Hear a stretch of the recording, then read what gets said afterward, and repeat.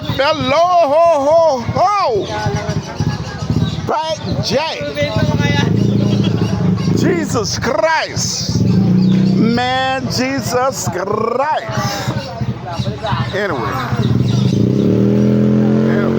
big boy Bello now. I guess it's about 4 o'clock.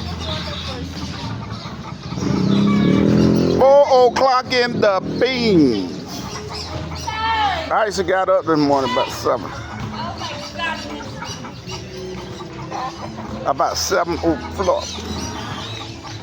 I ain't did nothing. I just came outside just now for the first time. Look like it's getting ready to rain. Of course, I've been saying that over the last 2 or 3 days, I imagine.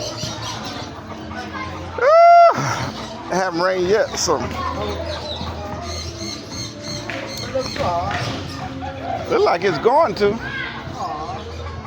But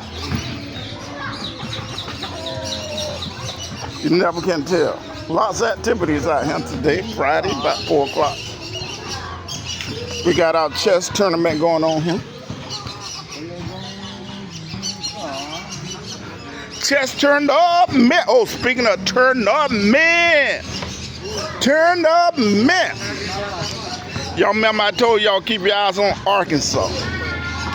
Number 10 seed. Well, I was looking at them highlights, Arkansas and Texas Tech. And I'm telling you, Arkansas, how they say that shit? They gave up the bullet. They gave up the something. I can't remember the slogan with it in its proper context. Anyway, Arkansas had Texas Tech on the ropes. Number 10 seed Arkansas had number 3 seed Texas Tech on the fence. And they gave it up. They gave it up, man. They went into an overtime. And overtime's like 3 minutes. Overtime is 3 additional minutes to win the game. And they gave it up. They split the bullet. I guess that's how it goes.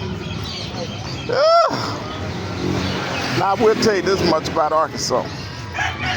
They just didn't have the perimeter defensive stands that they need, actually. Even if they had to beat Texas Tech, that probably would have been it for them. Because they couldn't defend on the perimeter. In other words, like with this Texas Tech game, those shots was uncontested, most of them. And then Arkansas didn't appear to have an inside presence. What I'm doing with that? Oh, okay. Si, senoritas. Yeah, man. They didn't seem to have an inside presence either, offensively. But they did about as best as they could have did, being a number 10 seed. So now they played like Thursday night. They played like 4 games, and they'll play 4 again Friday night, which is tonight. And from there, tomorrow they'll kick off the Elite 8. See, what we're doing now is Sweet 16. Tomorrow it will be Elite 8. So you'll have the best 8 teams out of the 68 teams that started. Not, you won't necessarily have the best 8, but you will have the surviving 8. The ones that actually, was able to advance. They hang on. Now, I don't know. And you won't know until the end of the night Like I said, there'll be 8 teams starting tomorrow. I would imagine none of those 18 will be seated above number 5. So these 8 teams, you're talking about these teams being seated from number 1 to like number 5. 5 will probably be the worst. You might have 1 or 2 number 5s. But most of them, you're looking at number 1, 2, and 3 seed. That's the way they line it up. And it just don't fall that way. They line it up like that. Because the number 1 seed played the worst team in their bracket. So it is what it is. It's been that way for the last 40 years because I've been looking at college, hell, ever since I've been in high school. Ever since like 1974, 72, I remember David Thompson. David Thompson, I believe, died last year. David Thompson would have been like about 9 years my senior. So if I'm 64, David Thompson would probably be right now 73, 74. Quite possibly 75. I seen a video on YouTube a couple of days ago. They were saying James Worthy was 80 years old. I couldn't believe that shit. James Worthy, 80? If that's the case, then he probably older than Kareem Abdul-Jabbar. Kareem Abdul-Jabbar. I don't know. I'm about to look that shit up. But I seen the video said Worthy celebrating his 80th birthday. Now, you remember that? Showtime basketball team, the LA Lakers, early 1980s, mid 1980s. They had James Worthy. They had Magic Johnson, Kareem, Baron Scott, and there's another guy been on that team. You remember I said a couple of days ago I was looking at a movie on I need that Black Tree TV. I need the Black Tree TV. If you look at that movie, Cornbread Earl and Me. Cornbread Earl and Me. One of the actors, the guy that played that Cornbread, who was pretty much the lead actor, the guy who got shot. Cornbread. Cornbread was on that Lakers team too. His name was Jamal Wilkes. But prior to that,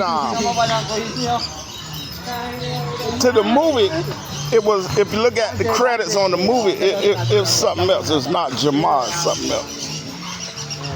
But when he played for the Lakers, you know how these guys like to change their name to that Islam horse shit. That Islam horse shit, right? So he changed his name from something else, Wilkins, to Jamal Wilkins. Well, he was on that Laker team also. We used to call him Silk Wilk. And you're talking 1982, 83, 84, 85. Yeah, wait a minute. No, not just, back up. We're talking from 1984 to 1993. From 1984 to 1993. To include Michael Cooper, was on that team. And who else was on that team? A.C. Green was on that team. The thing about A.C. Green, right? A.C. Green was like a bench player, one of those players that they call in off the bench. Shit, right? A.C. Green was like 25 years old. And his claim to fame was that he was a virgin.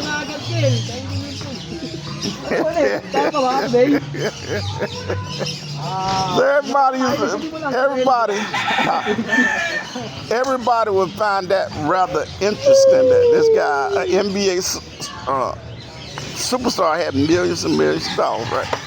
Even back then, they was getting paid pretty good money. 25, 26 years old, African-American brother, that is, was a virgin. That he didn't go for that horse shit these goddamn professional athletes go for the day, right? Like once they turn from collegiate to professional athlete, there's a ton of women throwing themselves athletes. And they bite the bullet. And they think, these bras got all their goddamn money. The first thing they do is get pregnant. Now whatever money he makes, he's in debt to her for a substantial amount of time. And that's how many athletes in the African American community ends up broke.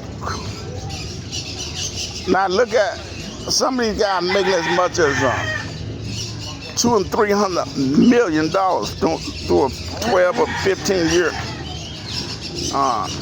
playing career. Now I'm not talking about, I know they don't get all the money, but even if you made $300 million in your 12 or 13 year professional athlete career, then that means after the smoke clear, you actually was paid at least $140 million of those $300+ million.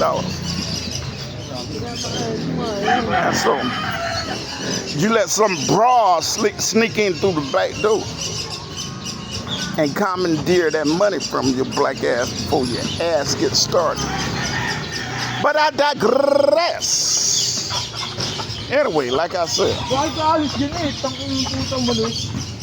we are now at the stage of the second half of Sweet 16 will kick off later on through the day. Now I understand they played 4 games last night, so they'll play 4 games tonight, which means they'll probably start playing about 2 o'clock New York time.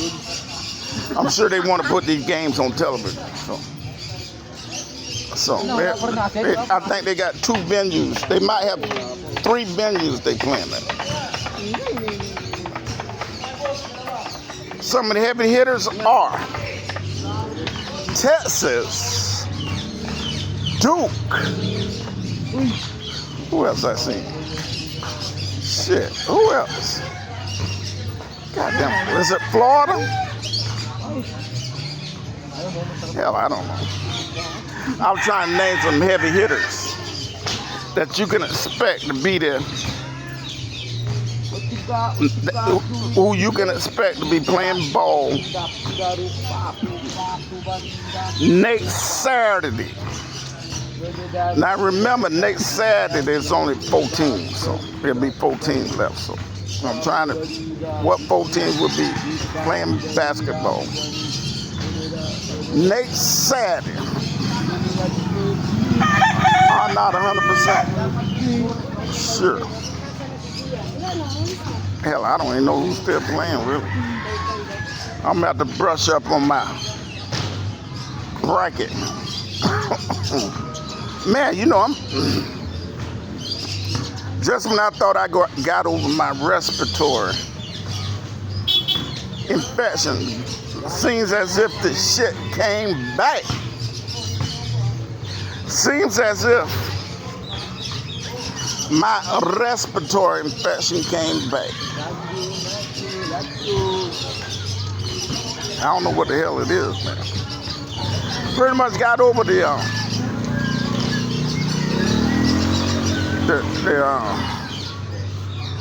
coughing up, you know, mucus and shit. Coughing up mucus and shit. Pretty much got over that, but I think it's that goddamn air conditioner. I don't know.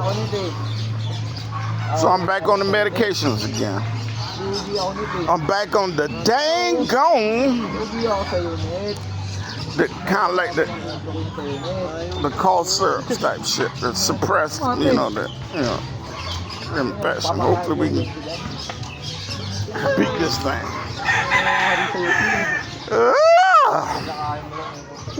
Anyway, I guess I said more than I needed to say. You know, we ain't really got that much going on here. We got the weekend coming up here. Oh, let me introduce y'all to my buddy again. Yeehaw! See that? That's the same camera. The Fuji X-E2S. That's in Sierra. What I got on him today is hopefully I can get it up here so y'all can see it.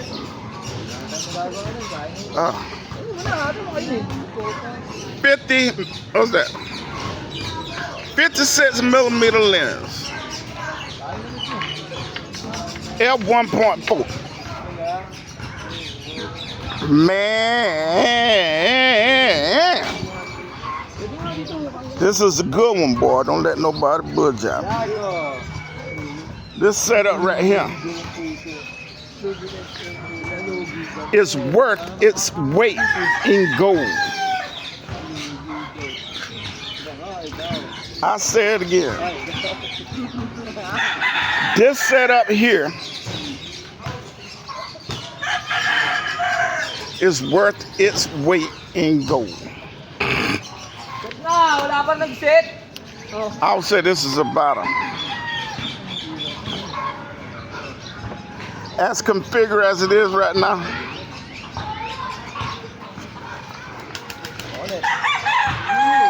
Right at $500 setup. But man, the images you can get from this thing here is like, wow. Breathtaking. Breathtaking. Now, everything I shoot is in JPEG. And the reason that is because I don't have software to process raw files. And I'm not that, I don't really know how to do it anyway, so the way I see it, there's no need me shooting in RAW because once I look through the images, I'm only gonna there's only gonna be like 4 or 5 pictures I want to reprocess anyway. You know, fine touch, edit. Best, as far as editing go. For the most part, all I'm gonna do is crop a little bit. You don't really need editing software for that. But with this camera, the colors are so good. You got all these picture film simulators. Man, you good, trust me. You are absolutely good. Let me get on out of here. I'm gonna go ahead and look at these guys play a little chess. Maybe I can pick up a thing or two. I always did want to learn how to play chess. Never knowed anybody that could teach me. And I ain't talking about no checkers. Y'all be good now. You're here. Yeah.